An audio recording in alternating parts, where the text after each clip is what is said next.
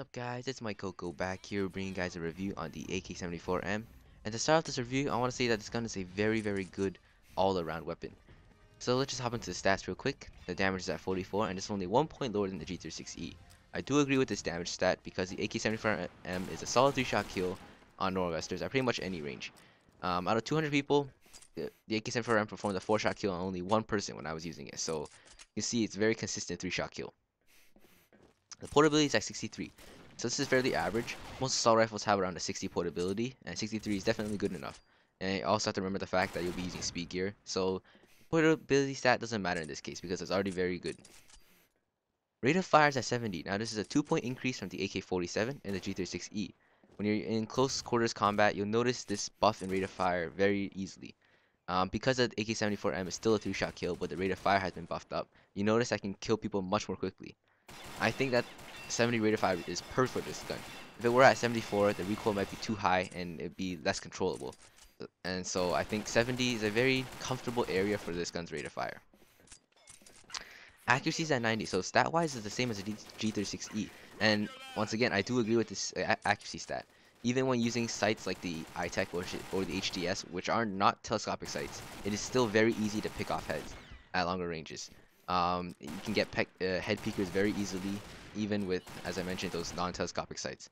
So this accuracy stat is very good, and it actually performs like its accuracy suggests.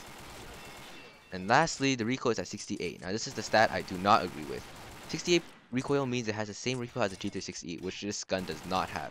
The AK-74M, the first 3 to 4 shots have around straight up recoil, and then after that it starts to get diagonal and starts going upwards.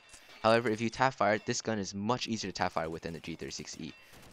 Also, the spread on the AK-74M is a lot lower than the G36E. It's a lot easier to tap fire with this weapon because the spread is smaller, and also because the spread recovery is also increased.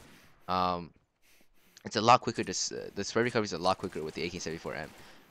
When you're tap firing while hip firing, you notice that with the 74M, you'll hit the center of the spread much more often than the G36E.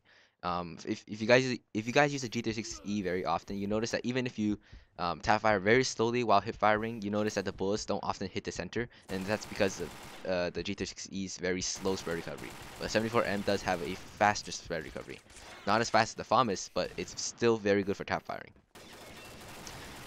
In my opinion, I find the 74M as a CQB version of the G36E because if you think about it, it has higher portability, it has higher rate of fire, and it has lower spread and lower recoil, all of which are very important for close quarters combat, while the G36E has the 3x scope, which is very good for long range combat, and it has a lower rate of fire to prevent over tap firing.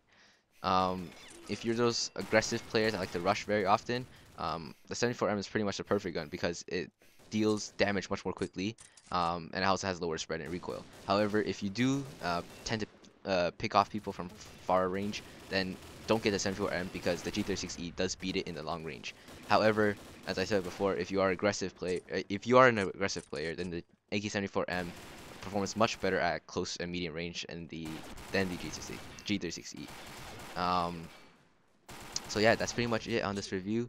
It's a very good NX standard assault rifle. It's very underrated. A lot of people say, oh, the G36E is a very good weapon. Granted, the G36E is a very good weapon, but for a lot of people, they don't like to stay at the back of the map and just pick off people because it's kind of boring, at least in my opinion, and I prefer to actually rush. So for me, the 74M is much better because it's much more orientated towards close quarters combat. So yeah, that's pretty much it on this review, guys. Peace.